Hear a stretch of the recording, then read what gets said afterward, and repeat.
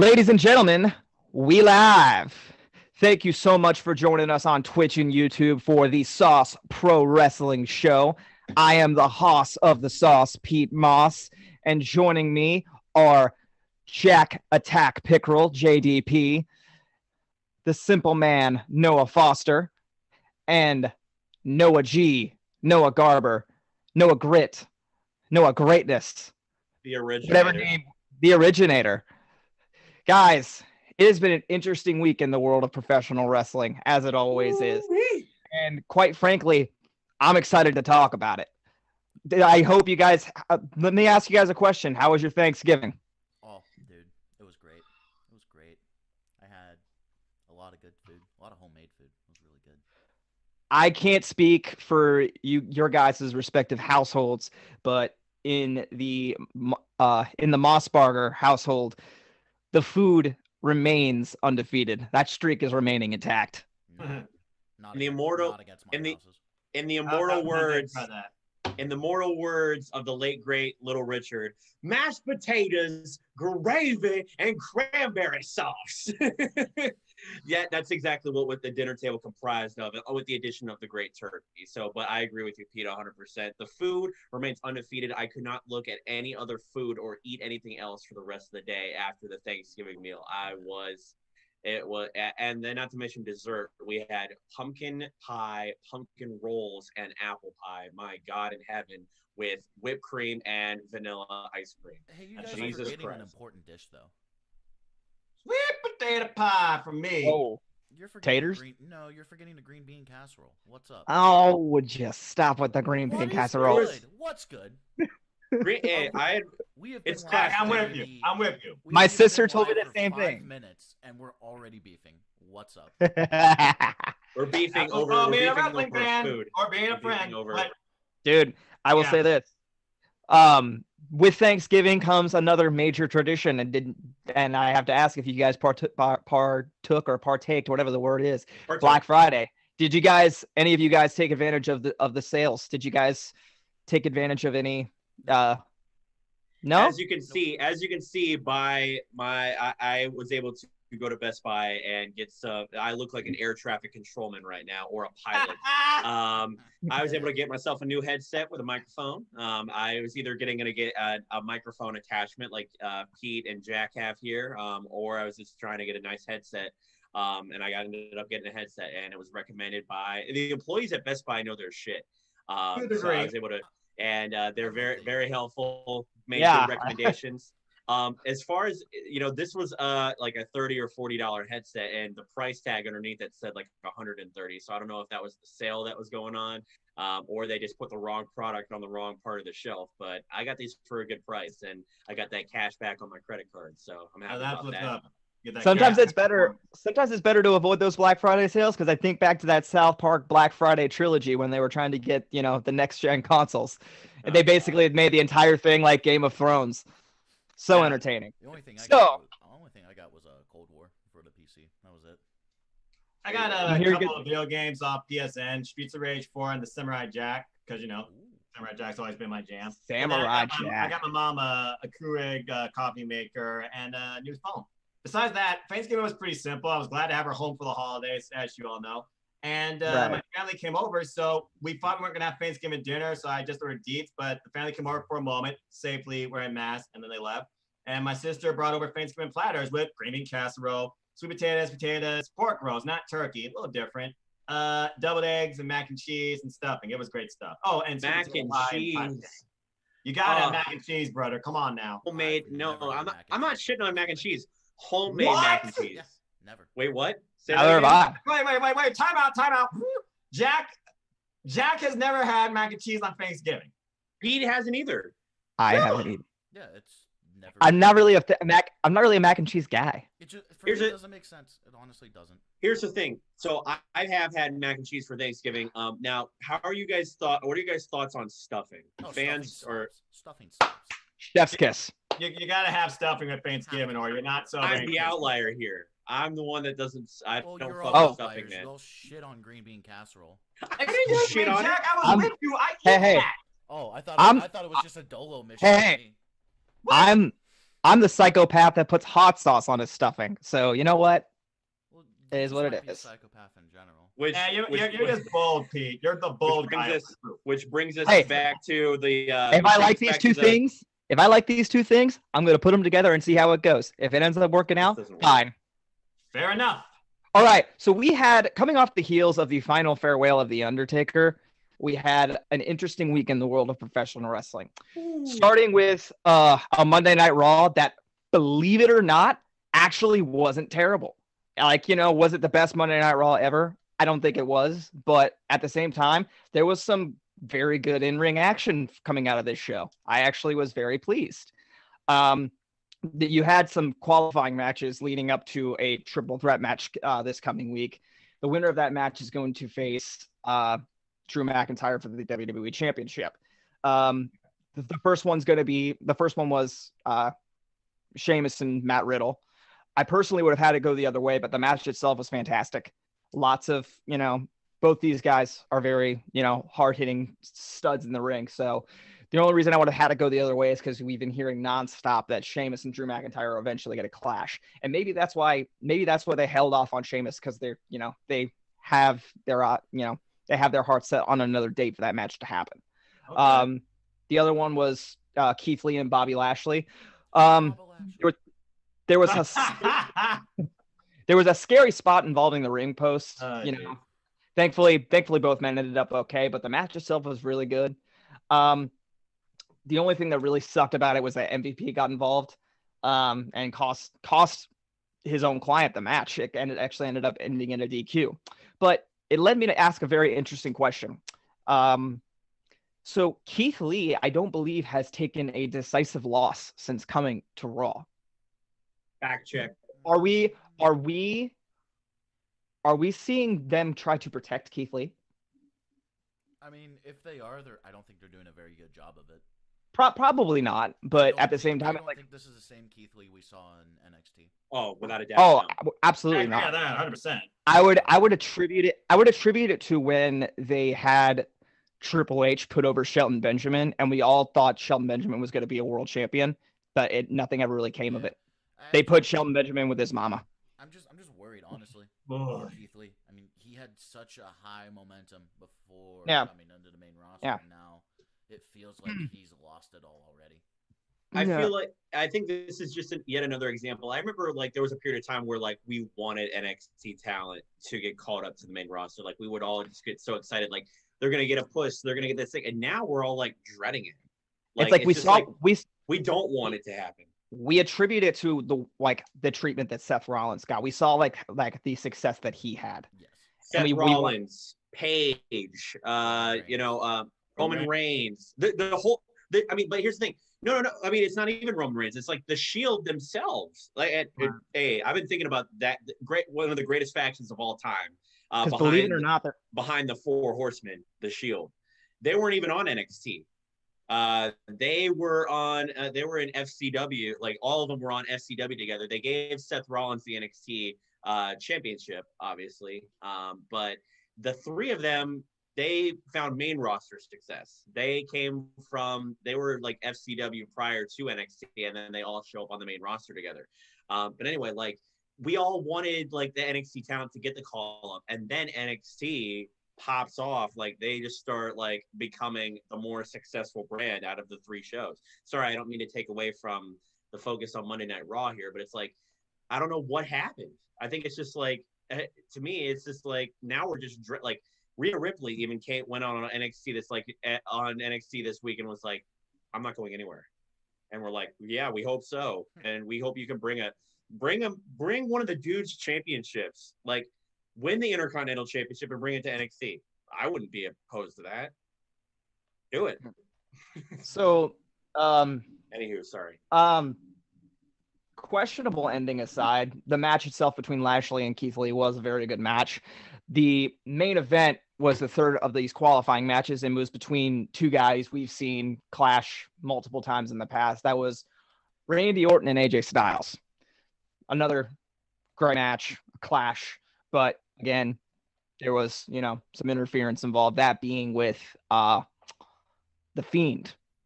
essentially he kind of got involved. He kind of, creeped over on the barricade. And then all of a sudden, lights go out. Lights come back on. AJ Styles hits him with the forearm, and he qualifies. So now we got a qualifying match for the WWE Championship against Drew McIntyre. We got Matt Riddle. We got AJ Styles, and we got Keith Lee. I personally think this match is going to slap. As much as people might want to, My only concern for this match is what happens now. Like, after this match, what happens? Because probably Sheamus. Did Matt Riddle win clean? Did he? He's actually the only one of these three that won clean.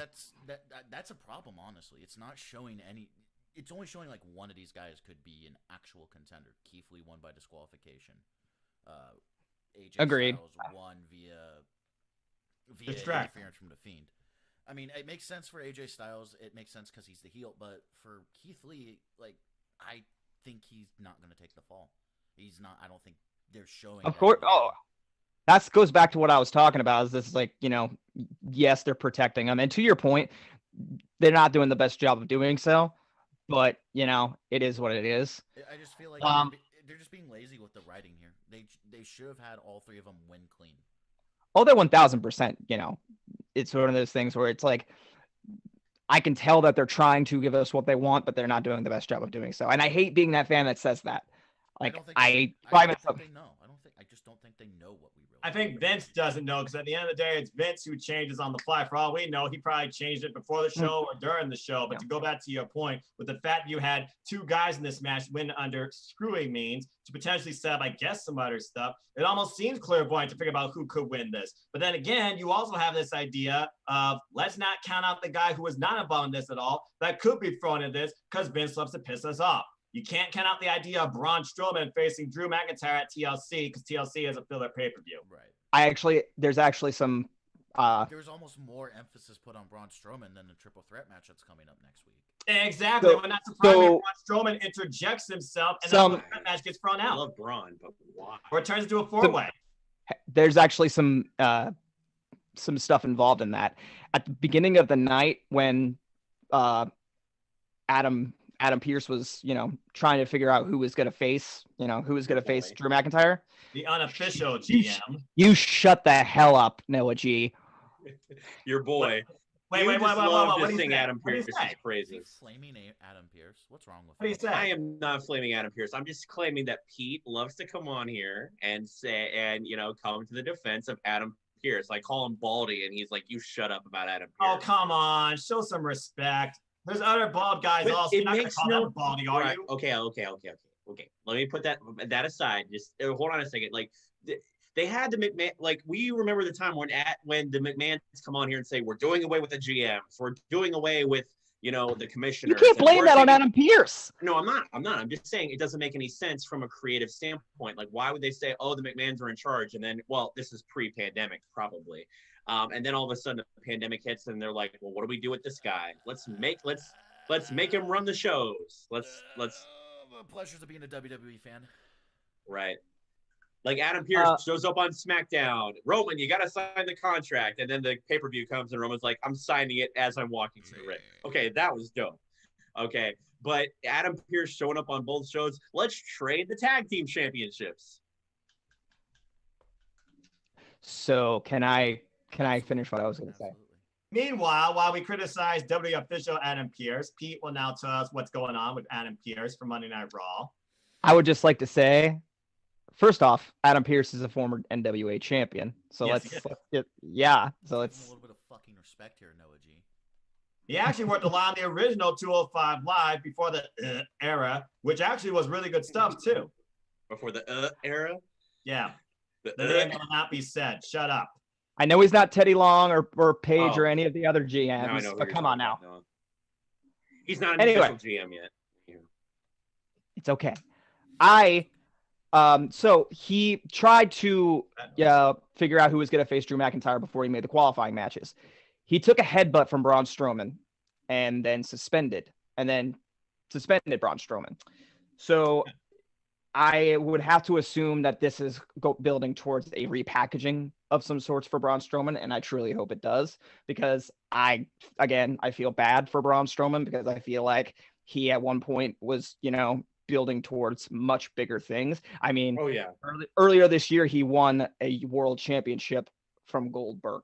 Everyone here hates Goldberg. We all know that. But at the same time, you can't deny that beating Goldberg for a championship is a feather in the cap. Right. Great. Yep. But here's the thing, though. Even before all of that, there was a point in time when Braun Strowman was the most over character on Monday Night Raw. Like, He was. crowds would pop. He'd show up and he would power slam everyone. Like, it was like Stone Cold giving out stunners. Like, it's like he was the most over character Like, on Monday Night Raw. hearing his everyone did the Raw thing with him too. I 100% he was like the top babyface at the time almost. hearing his music go off like was the same effect as the glass shattering. Almost. Not I don't well, even- but I get the idea. None of them will I don't- be as impact. None of them will be as affected as Stone Cold glass shattering. Nothing. The only thing close is the gong for the Undertaker. Yes. That, And I will think agree. that I hope that this time off is a chance to, like, have Braun come back and really, reinvent himself. It also might be a chance for Braun to heal any nagging injuries that he may have. right. Take care So- of some stuff. Yes. Also, Nikki Cross got in the ring with one Alexa Bliss. Oh boy. Changed Alexa Bliss. And I personally, like, as far as showing off her character, this match, delivered, because she essentially just showed off what the Fiend did to her. Like, it was a weird match. It wasn't meant to be anything like, it wasn't meant to be some 5-star Kenny Omega like classic. Like anybody that was expecting that was lying to themselves. Clearly. So like I feel bad for those people that were like coming in and like trying to like micromanage this match, because it's like they got what they were supposed to get out of it. And I personally like really enjoyed it. And it makes me wonder, now that this has happened to Alexa Bliss, is she going to have the same effect on people when she faces them? Like, could we see a transformation from Nikki Cross? I like. I wouldn't mind. Yeah. Imagine the tag team of Nikki Cross and Alexa Bliss, but transformed by the Fiend. Former women tag team champions. You might be on this. It kind of just feels like with that line of thinking, it'll just start feeling like Wyatt Family 2.0. I don't Yeah, know you're about right. that, I don't know. Because So- of the different And I will say this. Here's my thing with entrance music and things like that. I don't really hate when someone gets new music. I hate when someone gets new music that doesn't fit them. That's how I feel about Nikki Cross's new music. If you put that on somebody else, it might actually work for them. Nikki Cross's new music does not work for her at all. It doesn't mean it's a bad song. It means it's a bad song for her. That's all it is. It's like Randy Orton's first like babyface song. Like it wasn't even a bad song for him at the time, but the second he became the Viper, his song needed changed. Right. That's all it is. Like when I hear Nikki Cross come out to that new song, I don't see the Twisted Sister. Another flop by Def Rebel. Other than that, Adam Pearce dropped the Drew McIntyre gif, which was awesome. I'm not gonna let you guys judge me for thinking that Do you remember hilarious. when we defended Adam Pearce earlier? I take back everything I just said good about that man. You just No, you don't. You just made a Drew McIntyre joke. I bet Did you he 100 literally? guys. God, I bet- hold on. Everyone shut up. Did he literally, because I don't watch Monday Night Raw because of work and everything, did he literally say on air, Drew McIntyre? Yes, he did. God fucking damn it. Okay, can we just? What are the odds that he said that either that was a slip and Vince got pissed, or this is yet another fucking example of Vince McMahon reading a script and looking at him and going like, Adam, this is such good shit. Like I don't. I You realize Fine, that's going to be used in promos against Drew McIntyre, right? fine. I'll stop thinking it's funny. You happy? Adam Pearce has got a receipt. Comedy is subjective, but when you're trying to actually pass off somebody as a real champion, let alone a major face in your company, and you go to bathroom humor out of someone's ass like that, and you find that funny? That's creative destruction of someone's vision as your guy, not to mention defeating the purpose of having a great champion. Next thing you know, we're going to have a Drew McIntyre joke promo against Drew McIntyre with his opponent. So now that's got to live not only with Adam Pearce, but Drew McIntyre forever. Brilliant. Bloody brilliant. Right. 20 years ago, our champion was playing strip poker in the ring. Like, what? Why was that okay? Which champion are you referring to? Who's saying I'm talking about your favorite wrestler, Shawn Michaels. That was different, okay? That was a No, it was era. not. All right. I don't care if it was a different era. It still happened. It's not even the era. It just that fits Shawn Michaels. That yeah. fits Shawn. He's the sexy boy. Of course he's gonna take it. Yeah, it wasn't just DX and fit his character too. Name one way you can make that stupid name botch work in Drew McIntyre's favor. I can. I have a great idea. It sounds crazy, but it just might work. Stop taking things so seriously and just laugh it off. I can think of one. Again, comedy is Adam- subjective. You have a different form of humor than me. That's all I have to say about that. But as far as I'm concerned, botch name of the year. Adam Now, go ahead, Pearce. Mr. G.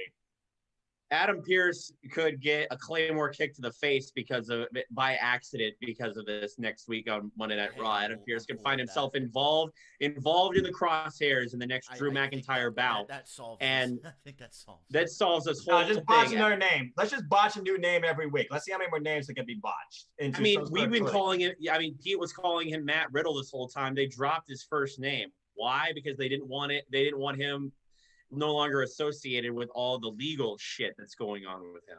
Oh. That's why. That's most likely why they dropped his first name. Your Honor, my client. Wait.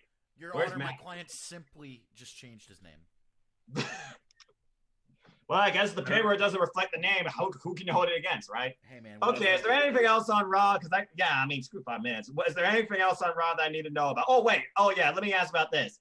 So we're building Drew McIntyre's next opponent, which I'll admit, based on what you're saying, sounds like a smart idea. Though I feel like Braun Strowman's going to be the pick out of nowhere. They're either going to have him involved in the triple threat or they're going to turn into a failed four-way because TLC doesn't matter. Never has, never will. What the hell are they doing with Asuka? What are they doing with Asuka? Yeah, who's challenging her at TLC? Is that being set right now? Any idea? Why are you laughing? Why am I laughing? Because you get. She wasn't on the show, was she? No, she was on the show. Oh, was she? Okay, I didn't Yeah. see her. So We're all puzzled. This is a first. I don't look at Raw highlights, man. I rely on you. This is my weekly forum of Raw, so talk to me. Is Asuka have a put set up yet or not? Let me look at this. No, she does not have an opponent yet. Like what? Okay. Who She's are on the show. She's on the show. who are the possibilities? Okay, let me give you some possibilities here, okay? Just out of the blue, okay? Because here's the problem with Monday Night Raw. No one is set up for Asuka. Your only valid candidate is a women's tag team champion with a walking work hazard, okay? The only other people I can figure that could potentially challenge Asuka are two people. One that you forgot is on Monday Night Raw, and that is Naomi. Where the hell is she? Why is she not part of the Hurt Business? Two. She had surgery. She had surgery? Okay. But then I'll give that one a flow by. But they better do something for her at the Royal Rumble. Really? That's it. All right. How long is the surgery out? I don't know. So you just told me that, and I got to look that up. I hope she's okay. Naomi, please make a quick recovery. You deserve better. I support that movement. We feel the glow. Yes. Two. Okay, so is Retribution supposed to have any name value or clarity to them? I guess Reckoning, who was it? Not Mandy Rose. Dana Brooke last week, Monday, right? So I guess they're going to do Dana versus Reckoning, aka Mia Yim. So are they going to set Reckoning? Was Reckoning or Retribution involved in the show at all? And then three, and this is just a wild pick, but I want to see it because, again, I think she has potential. I think she definitely showed that Survivor Series, and she previously faced Asuka in NXT. I want to see them try and build Peyton Royce. I want to see Peyton Royce and Asuka go at each other. Right. And that's all I got to say about that. Now, unless you have anything else to add as far as Asuka and the title picture, I'm ready to move on to another show because it sounds like there's nothing else I need to know. And Yep, don't yep. tell me that damn 24/7 title was defended. Yep, it was. Probably. I don't know. 24/7 title. ... Die. What's up, y'all? It's I don't know. Your 48/7, 24/7, I-95 South European television. And there's kingdom. one good thing. I have to ask. People think I'm blasting on this. Let me just say this. There's one good thing I could say about the 24/7 existence is that R-Truth is a light in your day. Because I admit, he makes me laugh. Here's the thing. I think you're a little harsh on a 24/7 title.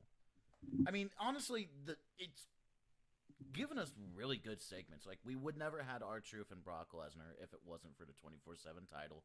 We had a pregnant Maria Kanellis pin somebody for it was her that pinned somebody for the championship. I think it's a good cool down. It's like, oh, we're cooling down now. Comedic humor. Look, it's a social media hotspot, okay? That's the whole existence behind the title, okay? That's what it originally was used for. It only fits, I feel like, with R-Truth. But when you have great, credible names that should be towards mid-card titles, hey, let's put up something for the United States title. I almost forgot that exists still, right? Or you want to set up other challenges for the world title. Why are people like Ricochet, people like Shelton Benjamin, and people like Drew Gulak actually champions of this title? Akira Tozawa, the list goes on and on. The people that have been the champion of this thing and have actually done something with it is 0 to 1. That's R-Truth, okay? Well, it's because WWE is not capitalizing on What else is new? they're not capitalizing on the right people. Well, that's no surprise. All right. Anywho. All right, I got my Raw moving rant on out from of the Monday way, Night so Raw. I'm good. I'm done blasting on the red brand. Again, not all of it's let's get the bad, hype but back up. Pete, just sitting back. So come on, Pete. We need the energy up. We need to get the energy back up. Hey, let's talk move about on. Impact real quick, because I got maybe 2 matches I want to talk about. I thought there was hit it up. I thought there was closing thoughts for Pete on Monday Night Oh Raw. my bad, Pete, please, any closing thoughts? Why would I? Ooh. Well, we talked about all the good. We blast on his form of humor, and we talked about the flaws in the women's division. So, yeah. Can we address this briefly? Hopefully, we have not pissed Petey the fuck off right now. Well, he doesn't have a guitar, and he can't virtually hit me with it, so I think I'm good. But I'm pretty sure I got under his skin. But again, I just hope you guys all realize that AEW does in fact have flaws. dude. Oh yeah, most definitely. It's not a perfect. No, there are a lot of people out there that don't want to admit that. I'll give you one right now. Winter is coming. Pete, Really? Pete, let me just tell you like this. I look at everything, I watch everything, I highlight everything when I can. But Monday Night Raw is one of those I can't do to work. And also everything else I look at the week. New Japan Pro Wrestling. There is no perfect product in the industry. There's some stuff that the up-and-coming little promotions are doing better than the biggest promotion. And I think that's something we can all agree on. But they all have their little flaws too that WWE is already known for. Nothing is perfect, dude. But the bottom line, I can tirade about anything any day of the week. But WWE is the easiest thing to tirade on because they're always the first ones you see making mistakes or hear about. But the Drew McIntyre thing, that just took the cake for me. Yeah. Even if it wasn't. We're getting a little bit heated, boys. We're getting a little bit heated. If it wasn't This is real talk. This is real talk right here, okay? We're just talking sports entertainment. Again, there's the good, there's the bad. It's as simple as that. It's just a matter of perspective. I think we can all agree on the fact that WWE is what is advocating it or kind of proposing itself to be a sports entertainment show, whereas AEW is like, no, we're a wrestling show. And AEW wants to pass himself off as pro wrestling, but there's still work to be done, clearly. Right. Anywho, I agree. Right. Let's move on to Impact. So, I got 3 matches I want to talk about. The show was kind of like it built up the Knockouts tag title bracket. The only challenge I saw was the Kiera Hogan, Tasha Steele winning. Obviously, I'm projecting them to take the whole tournament. Wow. I'll agree with that. I have 2 complaints for Impact right now. Number 1, this match is going with. I'm talking about Ethan Page versus Swoggle. Oh, here we go. I was waiting for him to blast this. Wasn't it that we nominal shit? We nominal. Yes, shit, we yes. nominal. What the fuck? What in the actual fuck? Like, who does that Impact think they're fooling? It's been documented that AJ did not feel bad leaving Impact. He did not.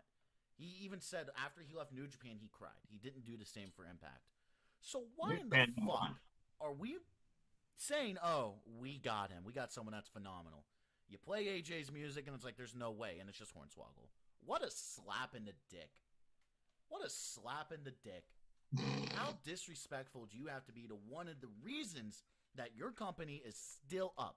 AJ Styles. The man that you are constantly saying, this was our guy. This will be a Hall of Famer for us one day. Now you're going to shit on him. Now you're going to parody him. It's the same shit when Chikara pulled the CP Monk bullshit and the Colt Cabani bullshit. It's that bullshit that pisses off wrestlers and makes them never want to associate themselves with that again. And if they ever want AJ Styles in the Impact Wrestling Hall of Fame, I don't think he would accept it. Because that's honestly one of the more disrespectful things I've seen. I was a little like, really? I have been singing your praises for weeks and weeks, and you pulled this bullshit. Can I ask a question? What's up? So, one thing that stuck, it's no secret, WWE more than likely owns the name AJ Styles, correct? Well, now they do it with the third party thing, especially. I think they own AJ. So before it was A.J. Styles. They own. Okay, AJ that's Styles. that's the reason. That's the thing that I'm wondering, because they did use his name on the Tron. Yep. Would that put Impact in some legal trouble? If so, it would be legal trouble if it was just straight AJ and not A.J. Styles.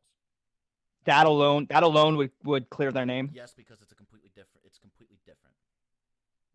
It's a lot of technical legal bullshit that has to be taken into account. So they probably realized, like, hey, help my mom with something. I'll be right back. Right. They probably said, hey, we can't use his name right now, but let's just put a couple dots in there, and that should get us through. Loopholes are really interesting sometimes. Absolutely. Do we want to go in intermission and wait for Mr. Simpleman, or do we want to keep going? Let's do an intermission. All right, we'll be back in a second. We will be right back after these brief messages that we don't have. We'll get sponsors at some point. 1 point.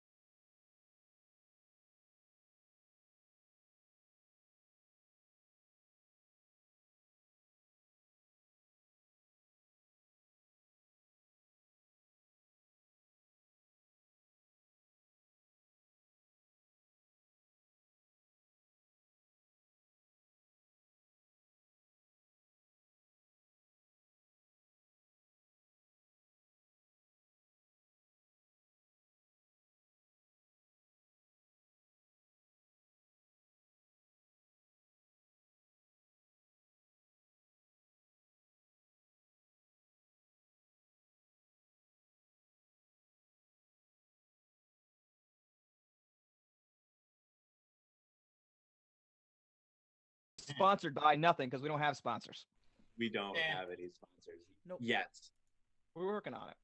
Gentlemen, we've returned. So I just got done doing a little triad on fucking Impact with disrespecting AJ Styles in the way that they did. But there's 2 more matches I want to talk about, and one of them... Really quick, before you do, you said, was the word you were looking for tirade or triad? Because that was a mixture of both words. You said triade. I'll stick with rant. I'll stick with a small word, rant. There you go. I don't like big words. They're too big. I don't like big words. Big words. I'm a simple guy. I might be the new Simple Man around here. Who knows? I'm coming for that tie. I'm coming for that nickname. Gimmick infringement. Noah, did you have the gimmick infringement? I'm gonna pull a hornswoggle. Go pull some gimmick infringement. Wait, what? Let me ask you a question. What's up, Jack? Do you think Carl Anderson or Luke Gallows like reached out to AJ Styles, then told him they were doing that? It's tough to tell. It's honestly tough to tell. I'd like to think if they so. did, then good on them. If I was AJ, I wouldn't have given them my blessing to do that. It's like a lot of people that like look at this final farewell of the Undertaker and say that he deserved better and everything. Right. But they also say that if this was how he wanted it, then their opinions on it really don't matter. If this is how he wanted it, then that's fine. Because it's how the Undertaker it's what the Undertaker. If it's how they wanted it, then fine. I'm still gonna have an opinion on it. Well, again, and that's just in general for us as fans, like what I said about Monday Night Raw. I mean, that's the way they want it. That's up to them. But like, you really wonder, Vince wants everything his way, but you gotta imagine there's gotta be some sort of, I would think, Greg Horse within the talent themselves with everything he's done lately too. About okay, you want it this way, I'm gonna try and treat it like this, whether you like it or not. There's gotta be some sort of flexibility. You would hope. Within the friggin' locker room. By the way, we still need to figure out Bobby Lashley's next challenge for Nasty's title. Going back on. Anyway, okay, so you said you had 2 more matches we're talking about? 2 more I want to talk about. It was the Killer Kelly debut. Yes! Now, I have a couple things I'd change. I'd change who she'd wrestle. I don't want her facing Kimberly and losing. I want her facing either Alicia Edwards or some other established knockout and winning. Because why would we have someone debut and just have them lose to Kimberly of all people? What is that really accomplishing? Agreed. Well, I think of it like this. Kimberly and Killer Kelly are no strangers to each other. In fact, coming up on Title Match Wrestling, they are going to be in another singles match as well. I'm sure it's going to be a whole different picture. But this is more so not to build Killer Kelly. This is to build the foundation idea of the Knockouts Tag Team Tournament. Not to mention, okay, you think Kimberly and Deonna Purrazzo are now going to win this, but they have a problem on their hands now in one Su Yung / Susie mirror duo. So there's a lot more to this than I think meets the eye, because I'm sure Killer Kelly, she wanted to bring out more hand, and I'm sure she's going to. But also, we don't know if she's fully signed on to Impact yet either. It's like the Sea Stars, okay? Ashley Vox, former NWA talent, with her sister in the Sea Stars. Pretty good opening match against Tasha Steelz and Kiera Hogan, who you did call as your winners of this whole thing. Yeah, they're and I think that's many people's opinions. I mean, if it's not them, I think it personally could be Rosemary or Taya Valkyrie. That's just mine. Let Jack interject here. If I may. Go ahead.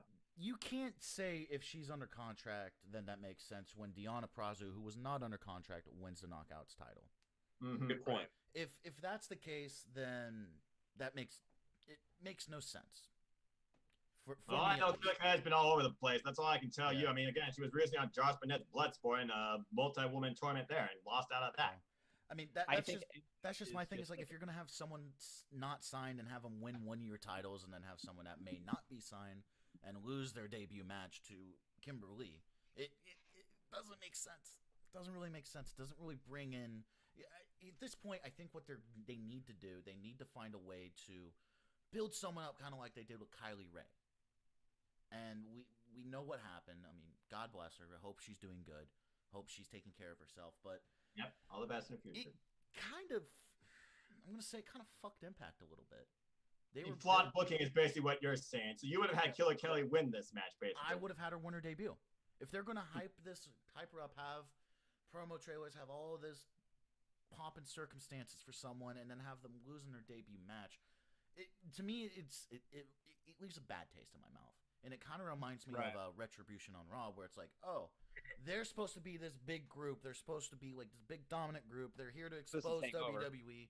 Yada yada yada. They've been built up since we weren't even in the Thunderdome, and they're losing almost every match they're in, and they're not winning clean. And it's weird. It doesn't make sense. The booking doesn't work for me.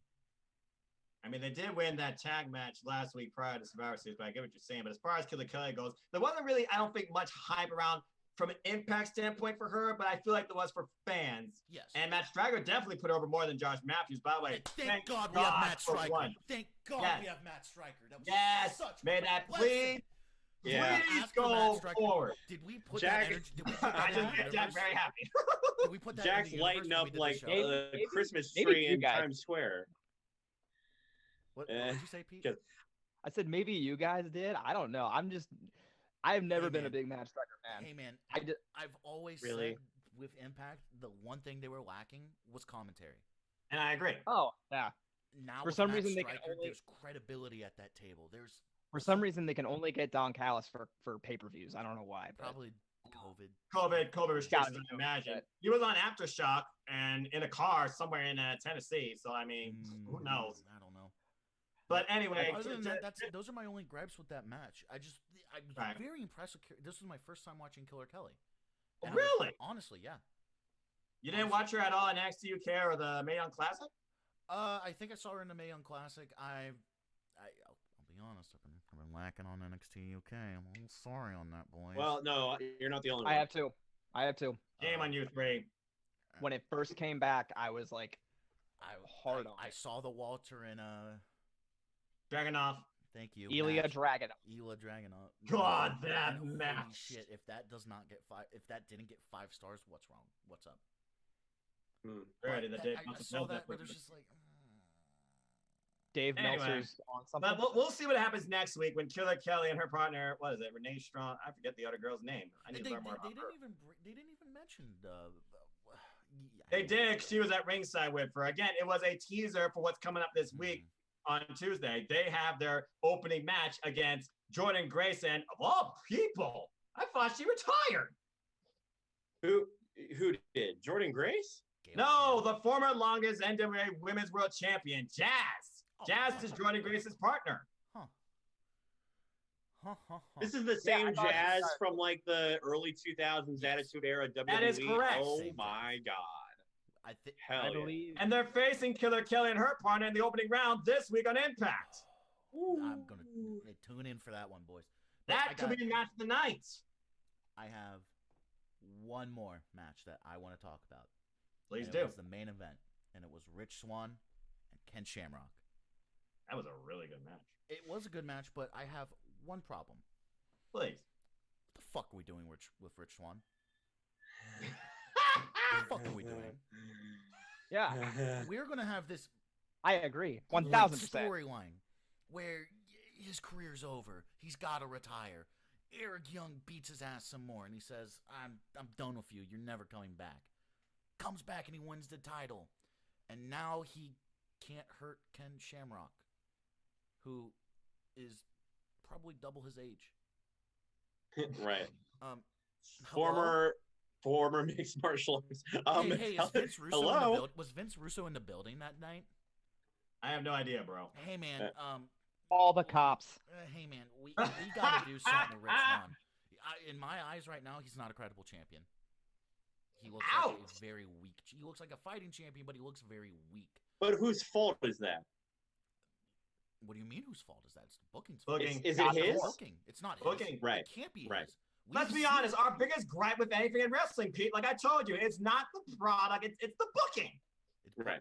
He needs to be booked like more credible. If we want to make a weak, vulnerable champion, that's fine. But that doesn't fit Rich Swann's story. Well, if you looked at Turning Point where he took on Sammy Callahan, he looked very strong in that match because he took everything he could from Sammy and then he kicked him 4 times in the head to retain his title. Now, you got to imagine what's coming up next at Fire Illusion, which is the next show. It sounds like they're going to do Moose. Do you think Moose and Rich Swann will help build Rich Swann as a credible champion? I think Moose is going to beat Rich Swann at this point. What? Yes. Here's the thing, and I think it's a little overdue that Moose hasn't been Impact Wrestling champion yet. I actually agree, but I'm still like, I'm surprised that you said that. My thing is, with the way everything's been booked, did Moose beat Ken Shamrock earlier, right? Earlier. Yes, this year. at Bound for Glory last year. Okay.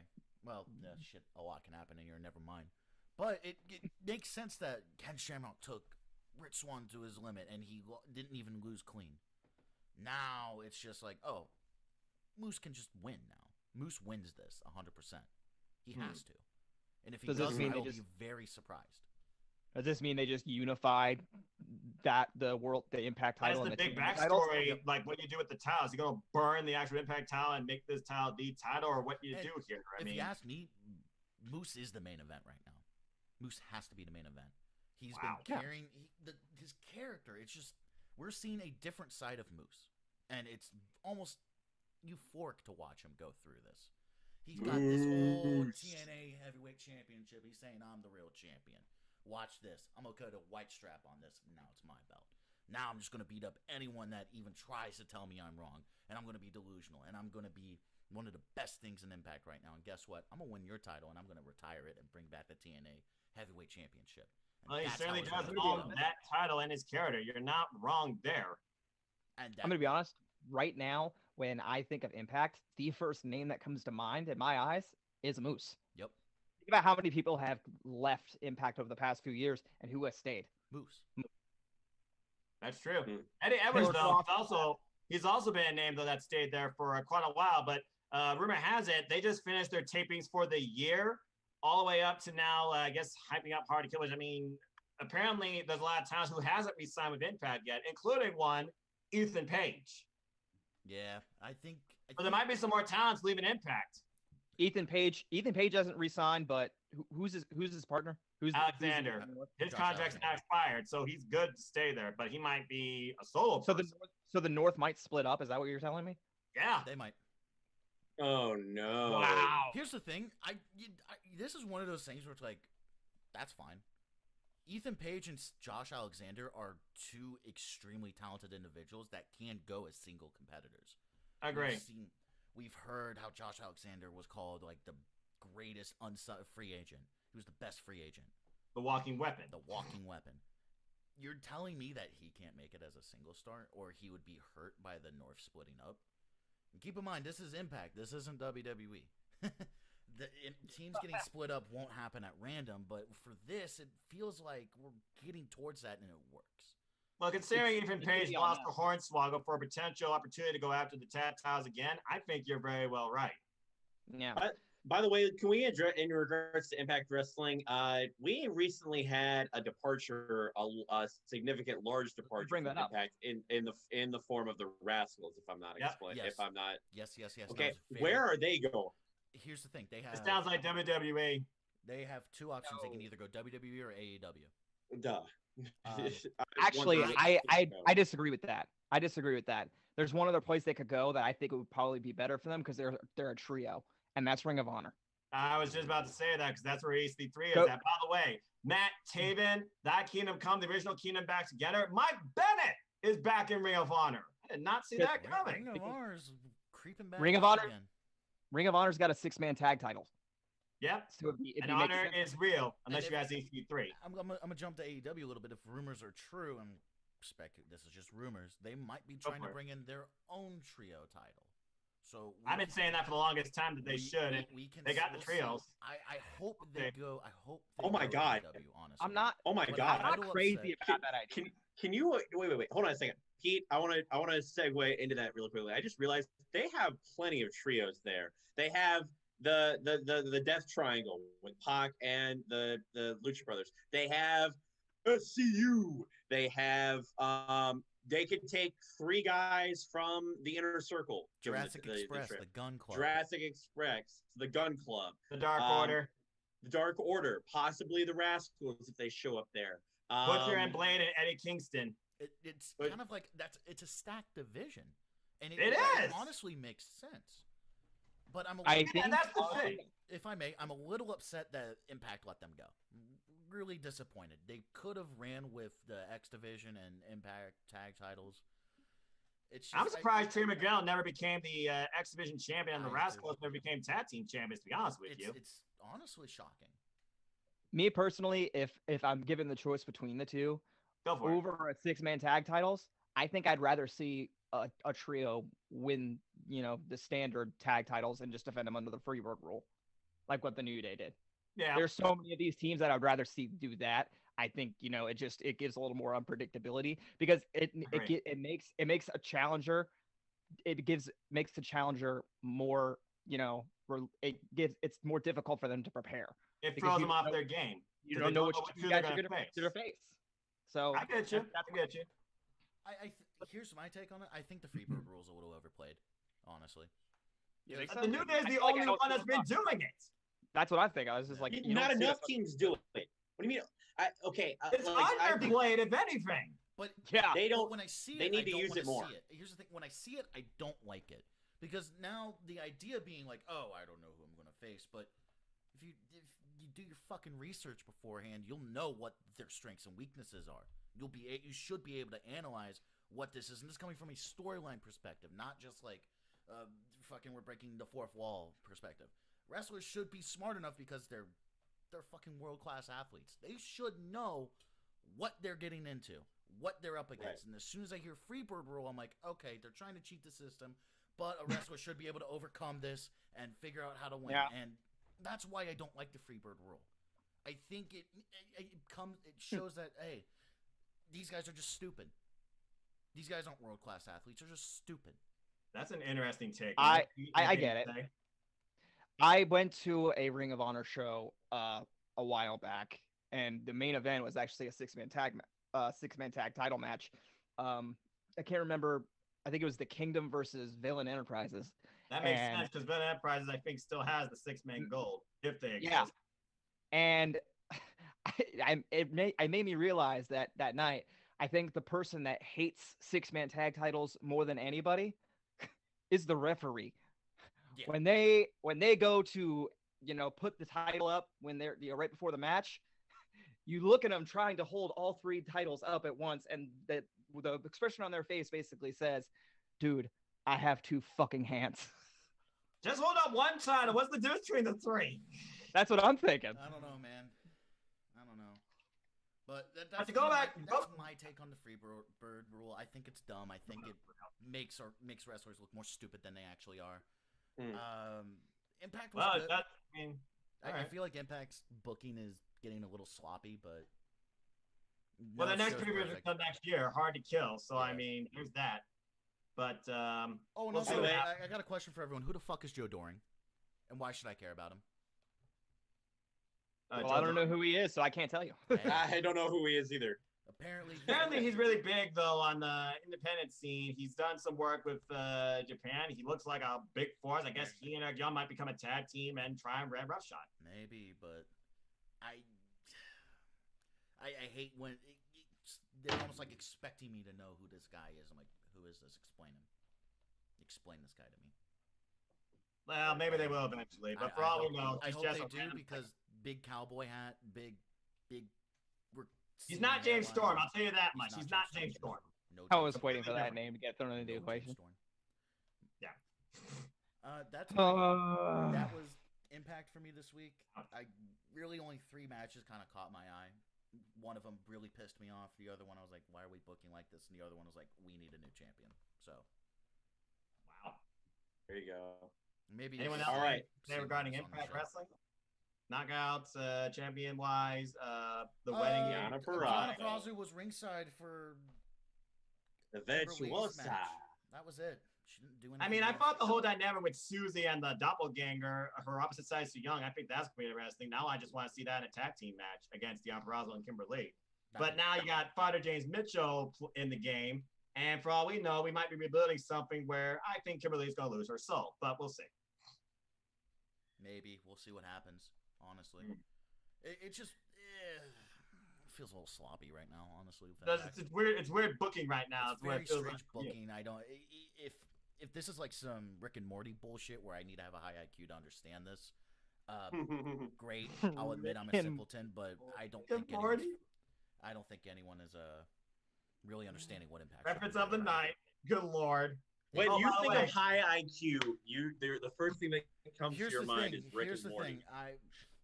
I have a long story about Rick and Morty that I'll share one of these days, and it's not a good one. So But Rick and Morty is They just do. ingrained in my fucking mind at this point. I can't get that fucking Back to the Future parody out of my fucking mind now. It I is. can't be the only one that thinks of that shit when I watch it. It is. It is totally a Rick and Morty. It's like I got football playing in the background. Doc Brown and freaking Marty McFly. Right. Doc Brown and Marty McFly. It's been a minute. Right. Shall we move on into the Wednesday night wars between AEW and NXT? Yeah, let's go ahead and briefly highlight AEW because let's look at it this way. They're finally building some more storylines with the women's division. I can respect that because that's always been the biggest downfall, in my opinion, when it came to AEW product presentation. It looks like Vicky Guerrero and Brandy, they're going to have a war of words. Who's the better manager? They're building their own factions. Seems like Nyla Rose and this Jade Cargill. Sorry, Jade Cargill. Thank you, sir. Jade Cargill. Apparently, big Storm fan. Respect, X-Men. They'll be taking on, it looks like, Big Swole and Red Velvet. I imagine an attack feud down the line. We wonder who attacked John Moxley. We're still figuring that out. John Moxley, Kenny Omega, great promos. I still think the contract signing bit was a bit unnecessary. They could have done that on Road 2. Love the promo game, though. John Moxley literally using Kenny Omega's own phrase against him. Aim, steady. You only got one shot. Don't come at me. If you come at me, you better not miss. He calls himself the king, so no give me a fridge when I'm Finn Balor. You gotta love and admire, by the way, John Moxley's passion for just pro wrestling in general. I mean, you feel it in his promos, all right? Yeah, he went from not draws you into it. He went from not giving a shit to like being reborn into wrestling again. Well, what do you call it? Paradigm shift, right? When he first came out, Double or Nothing last year, he wasn't lying. What else happened? Let's see. We're still figuring out this whole inner circle dynamic with MJF and Chris Jericho and how that stands. It looks like Chris Jericho, Jake Hager, they're going to try and go after the titles, it seems. They're building momentum. But I feel there's a bigger story here because I wonder, is Proud and Powerful on shaky ground, MJF and Ortiz to be getting together? I'm sure Sammy is still reluctant on MJF. And you just see in the background after the match, because they're going to drop MJF, you just see Wardlow and Hager just staring at each other. Right. You know that's a match waiting to happen, okay? Yep. Top Flight and TH2, very good high flying match. Top Flight, they are ahead in their years when it comes to their in-ring game and chemistry. Unbelievable offense offered by them. That crazy submission, though, the Navarro Death Row that TH2 does, though. In fact, finisher, we're building TH2 and Young Bucks, it seems. Heyman and Page, John Silver, it's one of those singles I didn't expect, but it gives me more of that idea of what John Silver truly can do in the ring. He's also a fun character, but now this idea, will Heyman and Page join the Dark Order? Will that be a strength for him? Is there strength in numbers? Are there too many in the Dark Order? Does Mr. Burley need to come back and reformat the Dark Order? That's up to you to think about. Hikaru Shida, Anna Jay, I thought had a really great match. I like how they recalled when Anna Jay's debut against Hikaru Shida, how much she's grown and changed. We also wonder if Ty Conti is going to join the Dark Order or not. Join Anna Jay in her games. Didn't seem like it here. She wanted Anna Jay to fight honorably. She didn't. Kendo stick, swoop out of the leg. I thought it was a very clever move. Some great near falls. Hikaru Shida pulled it out though, but oh god. Abaddon and Shida. That's a mind game. I'm waiting to see how that falls out because Abaddon intrigues me. I don't know how to necessarily feel about her yet. She creeps the shit out of me. I like it. I'm a fan. I'm a fan of what I'm she seeing. Has it. She has it. That's what it is. She has it. And I'm glad that she's back. And I can only imagine what this is going to be. But also I wonder how Ty Conti and Anna Jay, how they continue the way here too. Because now everyone in the Dark Order basically is losing. So I imagine Mr. Bradley is going to reevaluate his corporation. But Evil Uno trying to get him and Adam Page to join the Dark Order. We'll see more comes from that. And then, of course, the main event, you had Death Triangle and the family feuding. And again, Butcher and Blade and the Bunny. Yay, Allie. My favorite trio. I love that tag team so much. Love Allie. Love her character. Really great match. Eddie Kingston got involved. They have his family. Eddie Kingston, just give me more Eddie Kingston on commentary, by the way. He's the best commentator outside. Mr. Foster, if I may. AEW. Do you feel the same way about Allie as Noah G feels about Paige? Well, as far as a personality and a wrestler, maybe. But I like and support her. He went there. Yeah, I know he went there. I know he went there. I'm like, I got to stop this now. Yeah. If I may retort, You for it. cannot compare the absolute fandom and well, not just fandom, because I'm a fan of what she was able to accomplish in the ring, but Right. I'm more of a fan of Saraya Jade Beavis than I am of Paige, and that's the real woman. Same with it's Laura better, Denise but- versus Ali. So I'll allow what Jack just said, because I'm not gonna hold it I'm against more of a them. fan of the real person. than I am Everybody of the has their character. favorite wrestlers they really like to watch, but also they don't just respect the wrestler, they appreciate the personality. I like Laura Denise for her positive personality, taking care of her health. She's got all these creative outlets. She's always been one of those that I've really enjoyed. I find her Twitch pretty fun too. And as far as the ending, it looks like Lance Archer might be going face, but there's something else that really piqued my eye. Lance Archer got his own NJPW Fiend back, with Tony Khan expressing the idea that AEW is the most user-friendly company to work with. I keep wondering, are these ties with the NWA and the NJPW, are they becoming stronger? Is Don Callis going to be on commentary next week, as you saw they put for Winter is Coming? What the hell is going to happen here? And is MJF going to hold on to that ring? Those are my biggest three questions, because we already know Dr. Britt Baker, DMD, she's taking a legit Layla Hirsch. She's going to win because we're building that program with Thunder Rosa. I like legit Layla Hirsch, though. I wanted to ask you about back this. off if I'm. Oh, Go ahead. No, I go wanted ahead. I wanted to ask you, Mr. Foster, about that whole thing. If I'm not mistaken, this past Wednesday on AEW Dynamite was when we had the interference by Britt Baker in the front row, or was that last week? I might be getting That was last very- week, where Thunder Rosa took on Serena Deeb for the NWA World Women's Championship. And Serena Deeb, unaware, she got the win in the end. I'm glad the interference did not play into the actual finish, but clearly it hindered towards the end of the match. But I thought Britt Baker sitting front row during the whole thing, that was kind of stupid. Thank you. That So whole dumb. thing, that whole segment, the interference by Britt Baker was off. Like that Agree. was poorly 100%. placed. And Agree, not to mention 100%. that should have You should have waited till actually after the caught- match. yeah. If Yeah, they I get are it. They building, started like a Twitter beef, but it should have waited till after the match. But All before, right. before we get too deep in the conversation we're having right now, we can piggyback off of that. I want to get a point across. Could we see AEW not so much merge with these other companies, but like change the face of how wrestling companies are run to this day? Think about it. Yeah. Companies, Absolutely I possible. thought that was the goal. it is the goal, but it's like Change now the world. it seems more realistic now than ever. Because when you hear that, you're like, oh, cool. They're probably maybe we'll see something like that happen, but it doesn't seem Oh my too God. likely. But now it's like we're getting all these little tie-ins. Lance Archer getting his NJPW theme back. Could we see like truly companies opening up their doors and allowing their employees or their contractors to go where they please and wrestle whoever they want? What would the landscape look like after that? Well, Well, look at here's it. the- Jack, A lot of Go ahead. that. Go ahead. if A I lot may, of that. I mean, Sorry. I was under, I was thought you were under the- to me. I was under the impression, Jack, I was under the impression that AEW is one of the companies that is allowing their talent to do that. I mean, I was under the impression that everybody except WWE allows their talent to do that What already. I mean by that is them finding success other places. Remember back when WWE did a fucking invasion angle and the WCW, ECW wrestlers came together and they all fucking lost. Which was bullshit because Vince already owned WCW and That's- And ECW nobody at that knew point. most of the people through WCW or ECW in WWE. That's my concern with companies opening their doors, but it seems almost more likely that if say John Moxley goes to Impact, there's a good chance that he wins a couple of his matches while he's there. Or there's a chance that he puts over these towns and say, hey, you're the shit. Good job. Could we see that happen? Or could we maybe see, and I don't know if WWE would be on board with this, but eventually if they do cave in, maybe we could see a fucking Drew McIntyre on AEW. Maybe we could see him in NJPW. See what happens there. If companies allowed this to happen, it only creates the best case scenarios, in my opinion.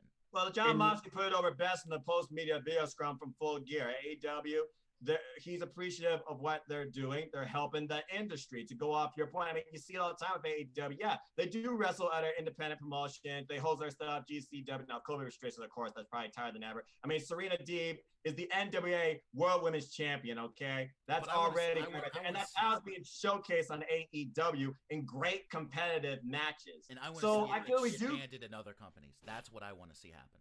I feel like they Yeah. can, but again, AEW, we gotta remember the brand Dynamite. We're focusing on the show Dynamite, not just AEW. Right. Dynamite is only now just over a year old. They have to continue to grow, and it looks like now they're finally growing more of their own homegrown talent, bringing them onto Dynamite, putting them in the storylines. They need to grow more of their own stuff before they expand out to others that are doing their own stuff as well. I think you're looking at a long-term plan, and again, Tony Khan, I feel he's totally up for it. But again, seeing is believe I have to wait and see. So far, right now, it looks like there are those little like teasers for ties towards Impact Wrestling, because we had Don Callis in commentary, and he even said EVP of Impact Wrestling. We have NJPW cameos and themes, and we have the NWA Women's Champion and former NWA Women's Champion involved in AEW. Now Thunder Rosa feuding with Britt Baker, who's probably been everyone's favorite in the women's division since day one in AEW, if not the most strongest built character, not necessarily I wrestler. think it's just very exciting to be a fan at this point, because now we can see a lot more possibilities open up that AEW we never thought does would happen. bring you excitement to a lost art that is professional wrestling. That is the best strength about AEW, because every week it feels organic. It feels a little different. I like the fact now they have the little corner where they actually show the team colors or the competitor cards, make it feel more sports oriented. It gives a different vibe, a what's the word I'm looking for? Reinvention, okay? To this idea of, yeah, this thing called pro wrestling exists. It's fun. You should check it out. I've had friends who told me they've had non-pro wrestling fans for years, if not ever, check out AEW and just look at this like, oh, this is actually pretty interesting. I like this person. Now, I will say there's one other beef I have about AEW when it comes to creative book, because here's the thing about AEW. You are in AEW to define yourself. No one defines you, but there are others to help define you. I feel Miro is still trying to figure that out, because I thought that game thing was a bit ridiculous. And I hope that this whole Miro Kip thing breaks off into something bigger for Miro once this whole wedding angle passes. The only other real thing I have to say regarding AEW is, did you all get subtle CM Punk vibes from Taz's promo about respecting FTW and what it stands for, and then Cody name dropping his son, making it feel real? A little bit, yeah. I loved that whole thing. I loved it. I feel like Taz is just like more direct and aggressive with it, honestly. He's very, very direct. I mean, he mentioned the guy that could cut his microphone off, and they cut his microphone off, and then he literally put the Taz mission on Cody. They cut his microphone off twice and said, "Fuck it, I'm moving over to the commentator desk." I'm like, I will go to the commentary desk. I am going to get my point across to somebody from management. And Cody's like, okay, someone from management hears you. I get you. I'll run it up the flagpole. And then he says, oh, that's it. You got nothing creative for me, boss man. I'm just supposed to sit here and do nothing. And then Cody turns up to like, what do you want? Okay, I get. This is the most important thing. Your boys are going to face me and Darby Allin next week.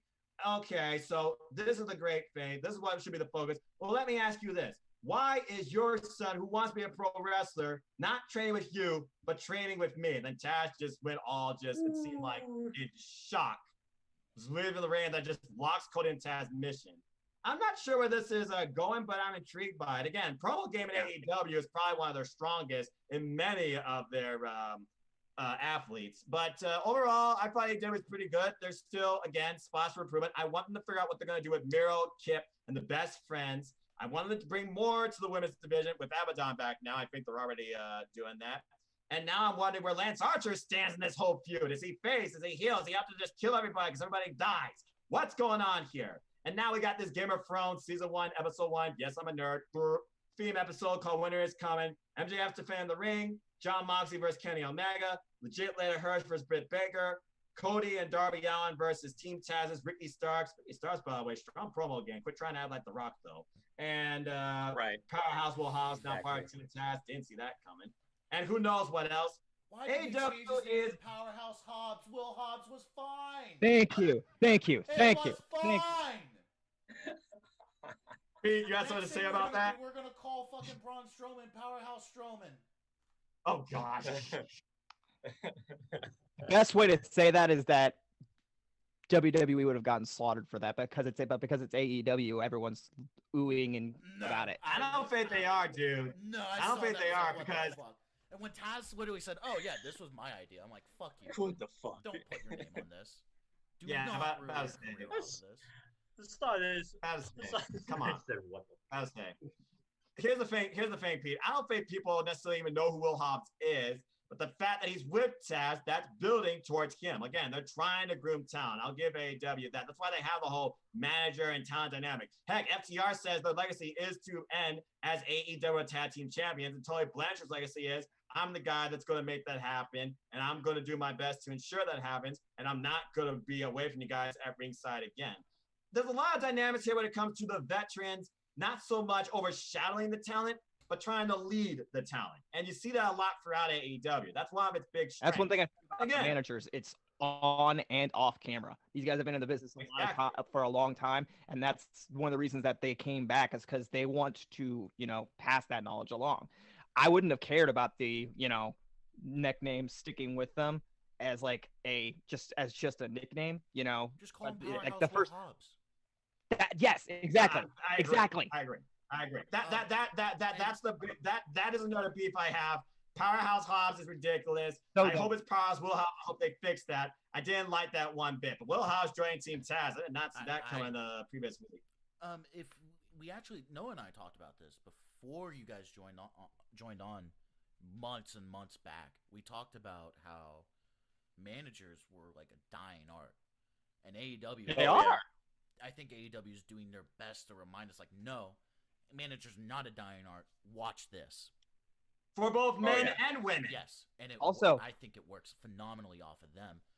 And hopefully, other companies pick up the cue and are like, we could still use managers. We have one thing Jack, you just keep saying other companies this, other companies that. You want other companies to do what AEW does, or take strengths from AEW basically. Yes, and apply. What I want to see, other companies succeed, but I feel like AEW is taking all the right steps, and any other companies are just not. Impact's not booking well right now. WWE is WWE. They're not going to change until Vince steps down or passes away. It just feels like AEW is just a more progressive wrestling company right now, and everyone is more realistic than everything else besides like NJPW, ROH. They're just kind of stagnant. They're just kind of stuck. They're almost stuck in the times, almost. Dude, anything you want to say regarding that? Back to your point about the manager thing, like. We go back into like the early 80s as far as like the way managers were done. That's basically what they're trying to bring back, because that's just like that was just considered the norm. Not just that managers were just around, but each manager just coincidentally had more than one client, and they didn't even just run together. They managed their group. Yeah, they were just like multiple clients that they just happened to manage at once, that they were just all off doing their own thing. Classy Freddie Blassie, multiple clients. Bobby the Brain Heenan, multiple clients. The Mouth of the South, Jimmy Hart. And they weren't like a faction or anything. They were just like multiple stars. It's exciting to see that happen again, honestly. AEW is bringing that back, and I love it. Damn. Piggyback off of that. Now, give me your criticism regarding okay, so basically, I thought it was a good flow. It felt more like a build-up show to a show they're trying to pass off as redefining AEW, if not somewhat pay-per-view quality, which again, AEW Dynamite sometimes is with some of their matches. Yeah. But I feel like the biggest thing next week, we're going to find out one of two things. Is Jon Moxley going home to Renee? Again, congratulations to Renee and Jon Moxley on the pregnancy. Hell yeah. I feel that's very noteworthy, okay? So bottom line is this, gentlemen. Does Jon Moxley finally drop the title? And are we seeing ties with NJPW? Because is the guy who attacked Jon Moxley the guy who's coming after him for another title he's holding? I feel like people forgot that. Jon Moxley is still IWGP United States Champion. Was it Kenta that attacked him? So, here's something I want to see happen. I initially thought it was Lance. If it's Kenta, that's heat. That's great. I think that works perfectly. And I think that fully establishes NJPW confirmed. Or it could be Kota Ibushi. We could see a Golden Glove in AEW. What? Whoa! Kota Ibushi is not a heel. What? Here's the thing, but he has ties to Kenny Omega. Oh my God! He has ties to Kenny Omega. I know that. They're golden lovers. I know that. Good grief, man. But that's interesting to see. That'd be interesting to see. I agree. Dude. But Kota Ibushi. Okay. up until I actually watched Dynamite, there's one other name that that they had still been tossing around, and that was Lance Archer, because he cut a promo to Mox. He did. Several I don't know times. why they threw him into this Death Triangle thing, but I have one other question to just randomly throw out about Dynamite. Sure. It's not even that important. I need to get this out of my system. Go ahead, Otherwise man. I'm going to lose my mind. Were they at any point called TH squared? Or were they always TH2? Okay. It's always TH2. No, a podcast I watched called them TH squared. I think they may have just been like screwing around. I was just like, okay, I need to clear this. As an avid I'm with AEW, where my Wednesdays are dedicated to all things AEW, where I watch Unrestricted, Dark, and Dynamite in that order. I guarantee you, it has always been and forever will be TH2. And I'm glad to see they're finally on Dynamite too. Again, Dark and Dynamite are kind of bridging into each other to a degree, and Dark is becoming the opportunity for independent talent to really get their name out there to the point you're that top flight signed. Here's how my Fridays work. So I don't have cable TV. I don't have any of this fucking bullshit. I watch everything off the internet, off my fucking computer. It's kind of difficult. Okay. Yeah. I'll wake up every Friday morning and watch Dark. I will religiously watch Dark. Every time I wake up, I'll feed my cat, I'll pet her, say how you doing, and then I will just watch Dark. And I always look for John Silver matches because, my God, I feel like John Silver right now. I'm fucking jacked, man. I am jacked, baby. Let's go. I want to see John Silver. Okay, we know who Jack likes the best in the Dark Order. I want to see John Silver beat, not Orange Cassidy. I want to see John Silver beat Darby Allin and be the new TNT champion. I think he is that slept on in his company right now, and he is definitely. He isn't anymore. He is the shining star in the Dark Order. That's why they finally have him on Dynamite in singles matches. I love Evil Uno. I love Stu Grayson. Alex Reynolds, he's warming up to me. I think if he pulled out the pretty boy bullshit, I'd love it. But John Silver, man, his match with Orange Cassidy on pay-per-view, it was phenomenal. And I even went back and watched his old. I went back and watched some of his independent shit. I saw his match with fucking Brian Cage on PWG. Brian Cage being Lucha, that's normal. John Silver manhandling Brian Cage, that's not normal. He's a lot stronger than you think. Someone his size should not be able to lift what he lifts. He almost reminds me of. This may sound like an insult, but I mean this in the best way possible. He looks like a mini. He wrestles like a mini Brock Lesnar. Well, he does have that spin. I believe that wholeheartedly. I will say this: I fully agree with what you're saying about John Silver. Like, he is a championship caliber athlete. I mean, and yes, away from the Dark Order, because I bet he will think he's bigger than the Dark Order. He will be he'll never do that. He calls Mr. Broly his best friend. Oh, wait. Now, you want him to be TNT champion, then I'll let Pete talk. Next week, MJF's ring's on the line. Do you want John Silver to win that ring? Yes.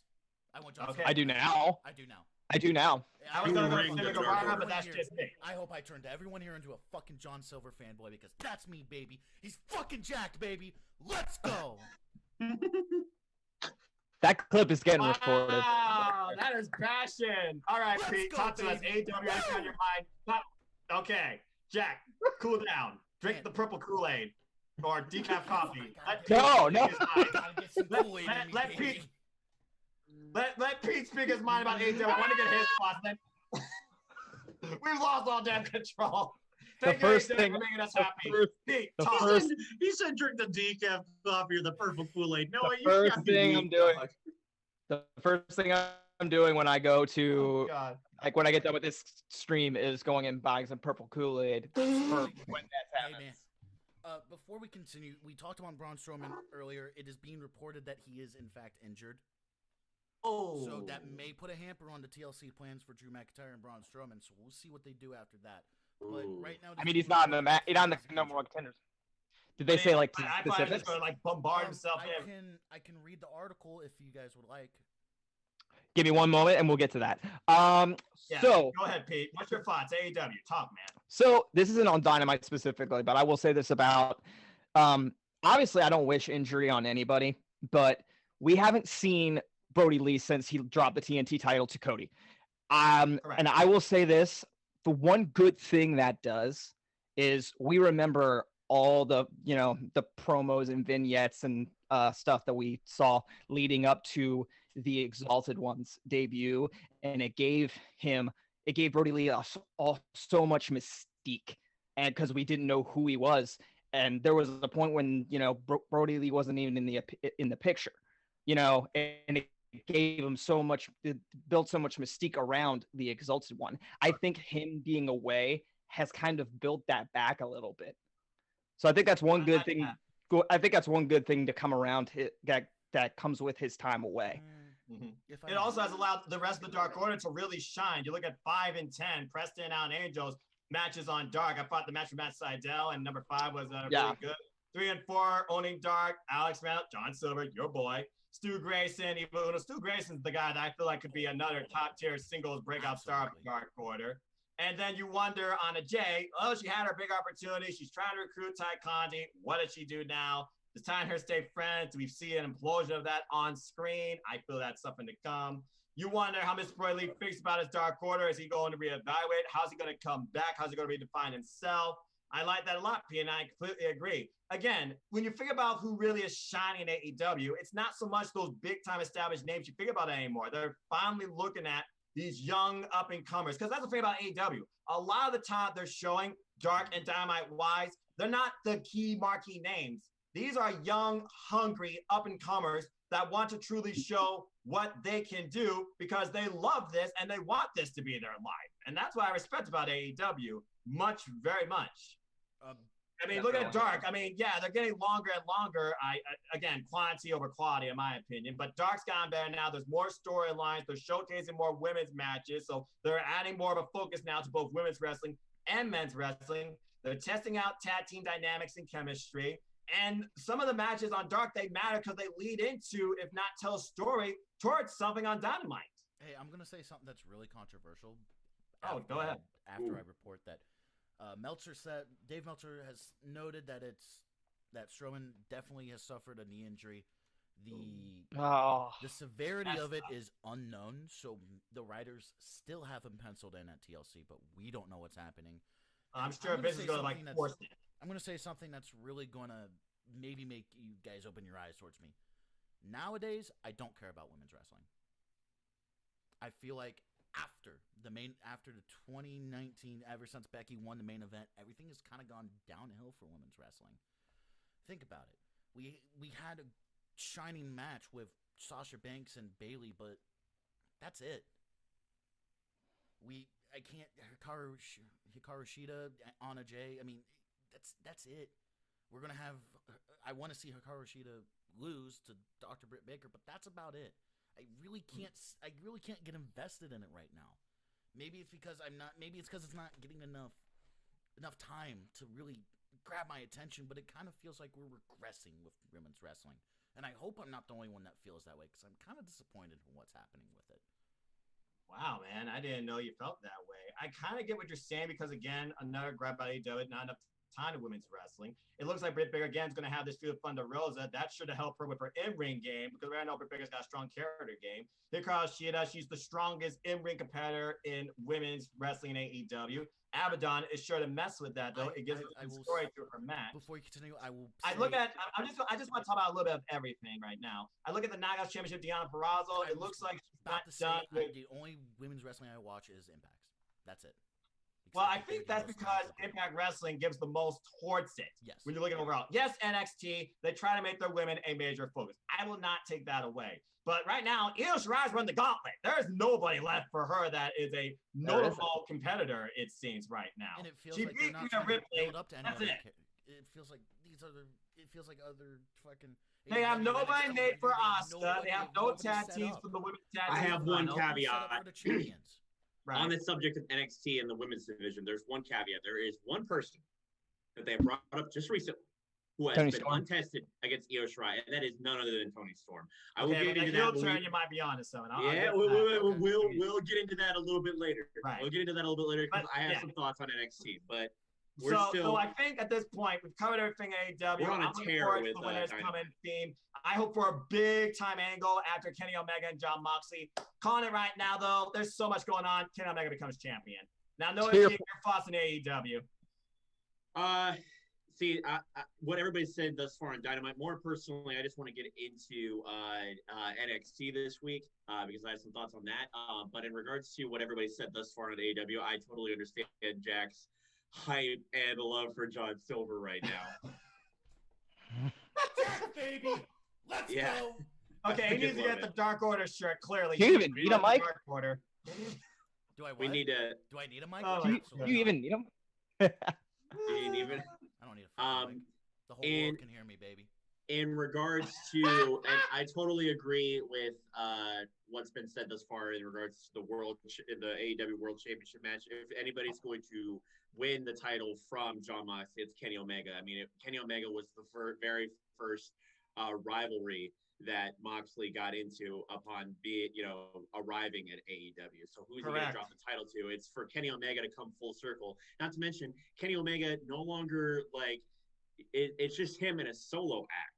Kenny Omega, not associated with the Young Bucks, not associated with Hangman Adam Page, not associated with Cody. It's the cleaner, baby. And we got the cleaner back in Kenny Omega, the Kenny Omega that we've been wanting to see in AEW thus far. Cleaner redefined. And not to mention, it's going to be the AEW World Champion Kenny Omega, the absolute image of Kenny Omega with the World Championship around his waist. My God, is going to be absolutely just phenomenal to see. And it's not going to be everybody's cup of tea because it's like AEW with Kenny Omega is like being a parody of what Kenny Omega used to be like in New Japan when he first introduced the cleaner character. Okay, I get that. People are like, nah, Kenny Omega's like, it's just him being a parody of himself with the cleaner. Like watered down. Watered down, exactly. But he's bringing the character back, and he's exploring, either one familiar territory or something completely brand new. Whatever the case may be. But personally, I can see Kenny Omega with the World Championship around his waist, and if it's for the reason that Jon Moxley is taking a step back from wrestling to be with his lady as she goes through pregnancy, then so be it. Jon Moxley's a grown-ass man, and I respect that. John, I'm behind, in AEW, I'm very, here's the thing. I have much love and passion for Jon Moxley as Jack has for John Silver. Personally. There's another reason that he might be dropping the title. Hit the table a little too hard there. There's one other reason that Mox could be dropping the title. And why is that? Ahead. Because he has another title he may have to go defend. Told you. Yep. Now, if that actually happens, whether or not he's allowed to travel to Tokyo Dome to defend it at Wrestle Kingdom, or they just do it on NWW Strong, if we see Kenta come out before the end of Dynamite this week in some facet, video or on, especially in ring, boom, NWW AEW partnership confirmed. Mm. That's the way I see it, and I would love to see that. But bottom line is this: AEW still has flaws. Figure out Miro, dang it! But overall, I enjoyed the show, and I'm looking forward to this week coming up. With Miro, I think it's everything that Miro's doing with the best man gimmick. It's basically, I would say it. Here's the thing: I would not say it's better than Rusev Day. Put it out there. Rusev Day was over like a motherfucker, and WWE didn't capitalize it. They should have put a title on him. Oh, we know. We know. That was WWE's loss on that one. And they shouldn't have. He and Aiden English just complimented each other. They shouldn't have split them up. They should have split them up. 100%. I have no idea what English is doing right now. Put him in AEW. Get Aiden English in AEW. Aiden English is too busy being part of the Guerrero family with Shaw. Okay. Doesn't matter. Put him with Miro. Oh, okay. What about Simon Gotch? I don't know about having a Simon Gotch. I know he wrestled on Impact. Exactly. Wow.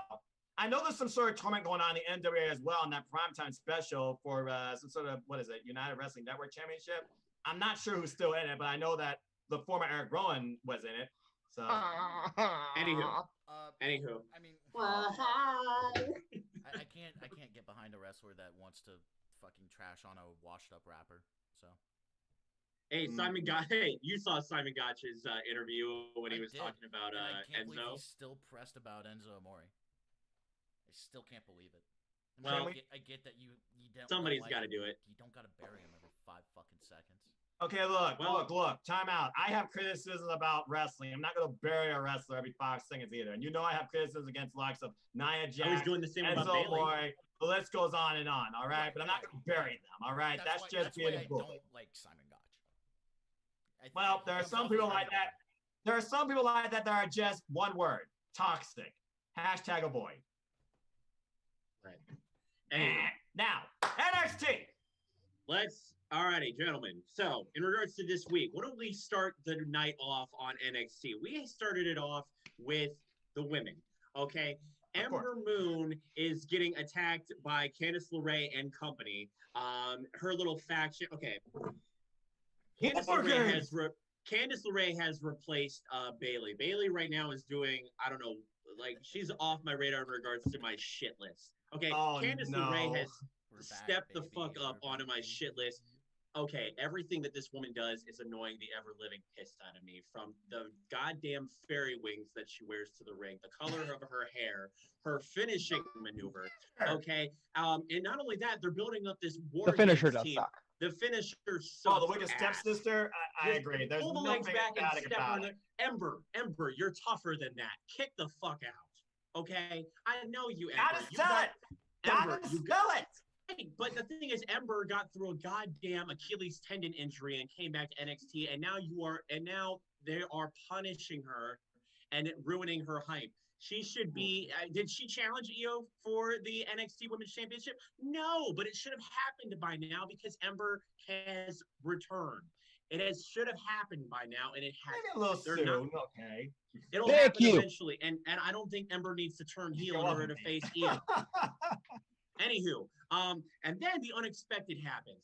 Ember gets thrown out of the ring, or like, I don't know if she got and then Toni Storm comes to her rescue, and what we think it's a rescue, and then Toni turns on us. Did not see that coming. Okay. I didn't either. I wasn't mad at Toni. I wasn't mad at Toni. I was just sad. Either. I'm just like, ugh, why? I love you, Toni, but you're joining basically you're joining up with Satan and all his forces right now. Because Candice LeRae and Dakota Kai are just con artist snakes in the grass in every match they get. They are blindside. They are basically sneaking behind the referee every chance they get. They're having their so Candice has Indy Hartwell, Dakota has Raquel Gonzalez, and they use their heaters to distract the refs so that they can cheat. It pisses me the fuck off to the point where I want to take my shoes and throw it at a goddamn television. Give Dakota Kai the women's championship now. Well, She had her opportunity. She lost. She gotta regain it. Right, and they're just trying, and Candice is trying to do things by the Johnny Gargano way while Johnny Gargano's losing his championships. Okay, Candice LeRae is being built up as the heel of NXT right now, the main heel. Okay, it's undoubtedly true. But the thing is, it's like if you're doing a really good job as a heel, you're making me hate you. Which is why you're on my shit list, Candice. But God damn it, come up with a better finisher. That thing is not working. Okay, do something off the top rope or actually lift somebody in. She used the lion saw for a while. Yeah, she had the lion saw for a while. I don't know why she stopped that. Well, probably because she turned heel and kicked Tommaso Ciampa in the nuts, and then it's all about how can I get people to hate me. And you can't do that to a woman, I guess. So. It also might have been a Chris Jericho thing, just because he's an AEW thing. Has Chris pulled out the lion salt in AEW yet? No. I don't think he has. I don't think he has. I haven't seen him do it. Anyway, very rarely. He barely uses the code breaker.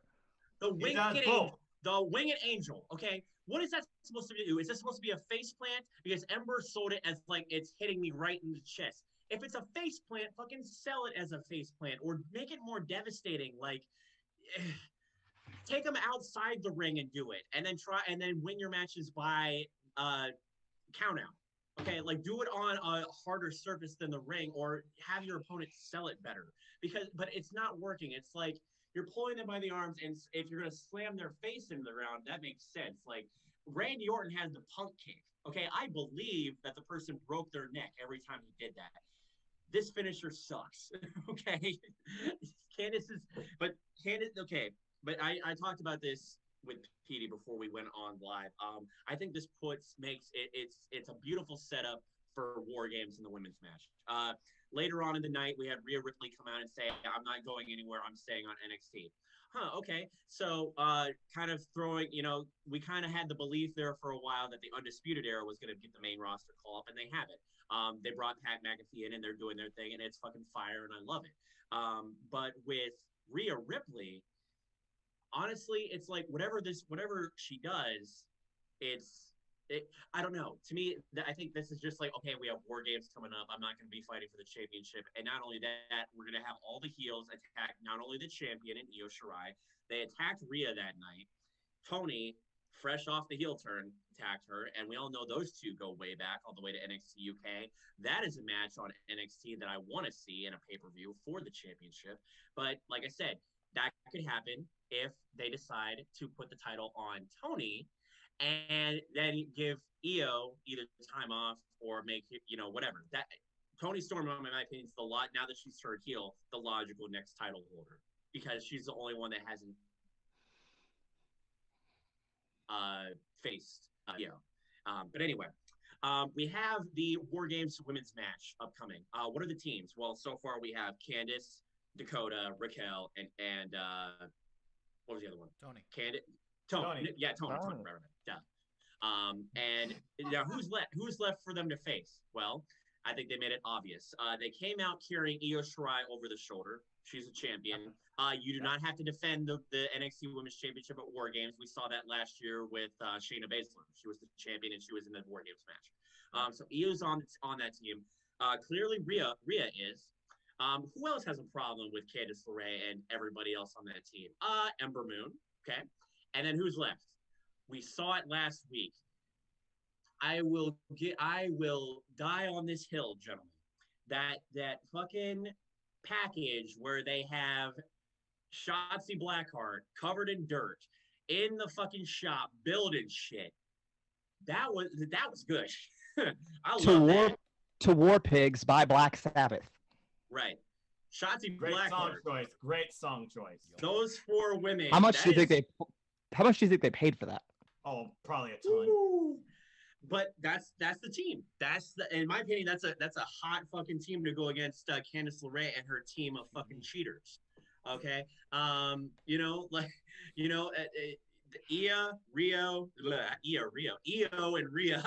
Bodge, Io, Rhea, Shotzi, and Ember. Those four right there. That's a dream team War Games match right there, and I think that's what they're setting that up perfectly.